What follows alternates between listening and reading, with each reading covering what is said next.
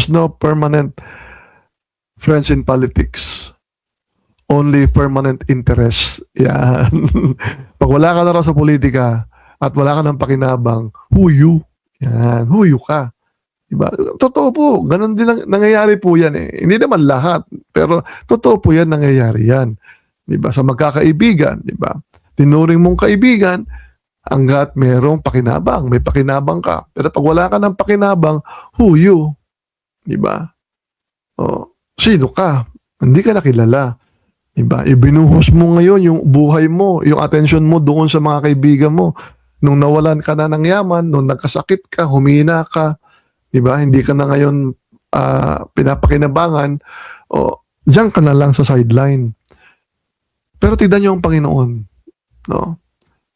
Tignan niyo ang Panginoon, nandyan pa rin sa iyo. Diba? Nandyan pa din.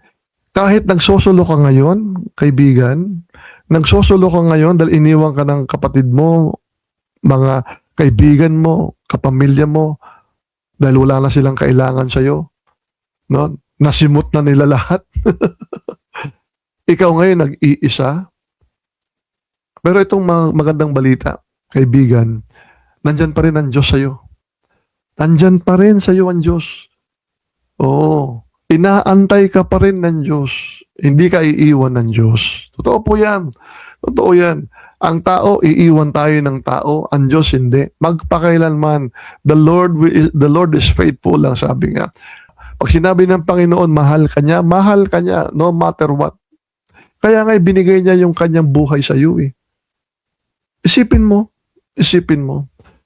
You and I should die in our sins, but because of that love of God towards us, di ba? Na dapat sana ako o ikaw at ikaw din ay mamatay sa iyong kasalanan, inako ng ating Panginoong Hesukristo, di ba?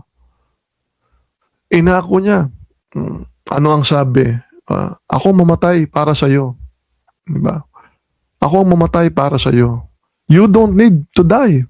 You don't need to die in your sins, di ba? You don't need to be alone ngayon. Andyan ng ating Panginoon, di ba? Kailangan mong manampalataya sa Panginoon at gawin mo yung pinag-uutos niya. Ganun lang, di ba? Ganun lang. Yung mga kaibigan mong iniwan ka, antayin mo pag ibinalik sa iyo ng Panginoon yung nawala sa iyo. O, andyan na naman yan. Nandyan na naman yan. Tingnan mo. O, ikaw ngayon, wala kang kadala-dala. Since nandiyan na naman sila, iiwan mo na naman ang Panginoon. Diba? Round 2, iiwan mo na naman ang Panginoon. Sasama ka na naman sa mga kaibigan mo. Tapos pag nawala na lahat uli, nasimot na naman nila uli, nag-iisa ka.